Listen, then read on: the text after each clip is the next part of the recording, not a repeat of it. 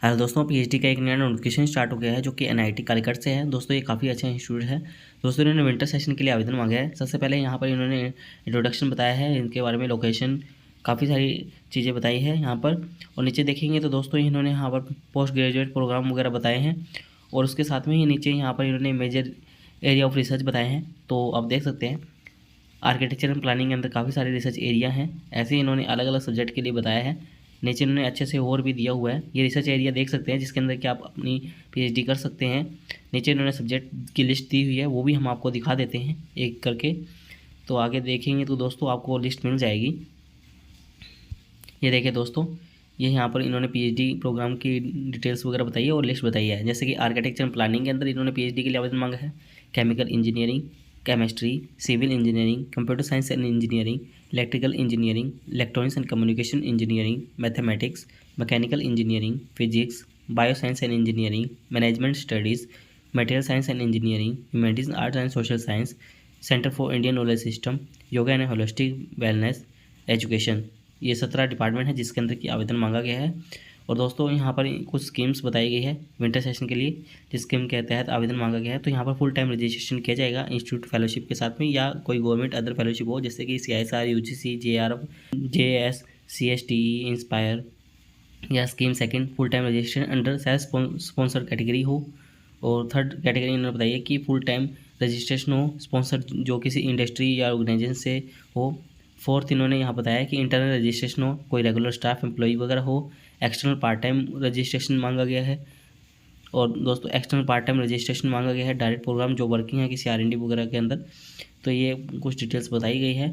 तो आप इसके तहत ये सारे स्कीम के तहत आप आवेदन कर सकते हैं, जिसके अंदर भी आप एलिजिबल है उसके अंदर। और रिजर्वेशन पॉलिसी बताई गई है कि general, EWS, OBC, non criminal, SC ST और PWD को यहाँ पर रिजर्वेशन दिया जाएगा। रिजर्वेशन नॉर्मली 5% का रहता है दोस्तों। Minimum qualification, eligibility and selection process भी यहाँ पर बताया गया है। तो आप देख सकते हैं कि मिनिमम एलिजिबिलिटी क्या रहने वाली है। तो यहाँ इसके लिए दोस्तों आप ये देख सकते हैं मिनिमम क्वालिफिकेशन क्या चाहिए। तो ये स्कीम 1 के तहत बताया गया है एलिजिबिलिटी, जो कि फुल टाइम इंस्टीट्यूट फेलोशिप और गवर्नमेंट फेलोशिप वगैरह के तहत रहती है। तो आप देख सकते हैं कि आपके पास में क्वालिफाइंग डिग्री होनी चाहिए। पहला हम बता देते हैं आपको, ऐसे करके आप सभी देख लीजिएगा। जैसे कि आपके पास में M.Tech हो, MA डिग्री हो, और M आर्किटेक्चर की डिग्री हो, या M प्लानिंग की डिग्री हो, MS हो, MSy रिसर्च हो। पोस्ट ग्रेजुएट की डिग्री होनी चाहिए आपके पास में इंजीनियरिंग, टेक्नोलॉजी, आर्किटेक्चर, प्लानिंग के अंदर। दोस्तों मिनिमम 60% मार्क्स चाहिए होंगे, या 6.0 CGPA हो। ऐसे ही SC ST PWD वालों के लिए 55% मार्क्स हो, या 5.5 CGPA हो। और एडिशनल मैंडेटरी क्या क्या रहेगा, तो आपके पास में UGC नेट हो, या आपके पास में कोई गवर्नमेंट फेलोशिप हो, या आपने NIT कालीकट का एग्जाम पास आउट किया हो। तो ये एलिजिबिलिटी यहाँ पर रहने वाली है। ऐसे ही करके इन्होंने अलग अलग बताई है सभी के लिए। तो आप अच्छे से रीड आउट कर लीजिएगा। फाइनल सिलेक्शन जो होगा वो इंटरव्यू के बेस पर होता है, आपकी परफॉर्मेंस देखी जाती है। तो ये बताया गया है। ऐसे इन्होंने सेकंड स्कीम के तहत यहाँ पर बताया है। और नीचे आप जाओगे तो सभी स्कीम के तहत आपको देखने को मिल जाएगी एलिजिबिलिटी। नॉर्मली बाकी के अंदर 2 ईयर्स का एक्सपीरियंस मांगा गया है, जो कि पार्ट टाइम वगैरह के लिए होता है। बाकी यहाँ पर आगे सिलेक्शन प्रोसेस भी बताया गया है पीएचडी के लिए। यहाँ पर बताया कि दोस्तों पीएचडी स्कीम जो 1 है इंस्टीट्यूट फेलोशिप के साथ में, और स्कीम सेकंड जो सेल्फ स्पॉन्सर्ड है उनके अंदर ये नेशनल लेवल का कोई पीएचडी एंट्रेंस एग्जाम होना देना होगा उनको, और इंटरव्यू भी यहाँ पर देना होगा।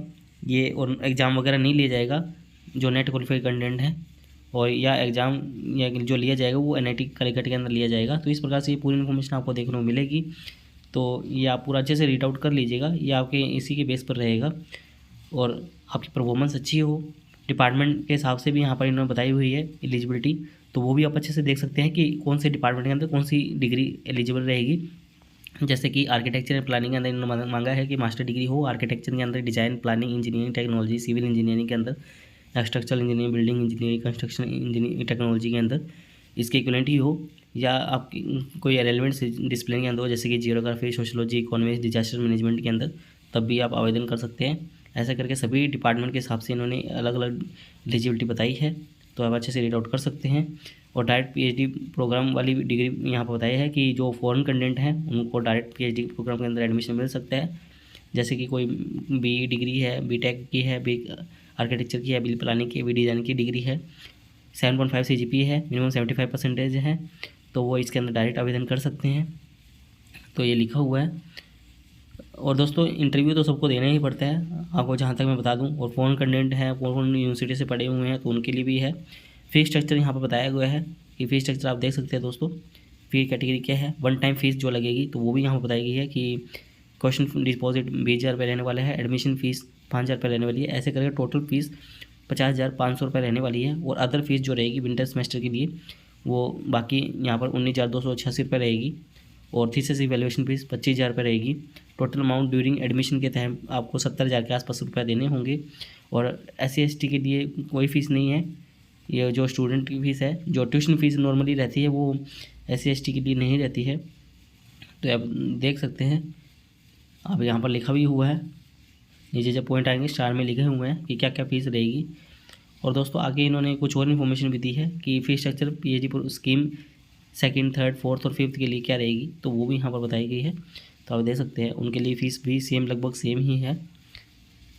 और दोस्तों आगे फ़ीस स्ट्रक्चर के बाद में जो स्कीम 4th है उसके लिए बताया गया है। ऊपर भी इन्होंने 4th स्कीम के लिए बताया था, नहीं दोस्तों, उन्होंने ऊपर वालों के अंदर 2nd, 3rd और 5th और 6th वालों के लिए है। अभी भी नीचे इन्होंने 4th के लिए बताया है।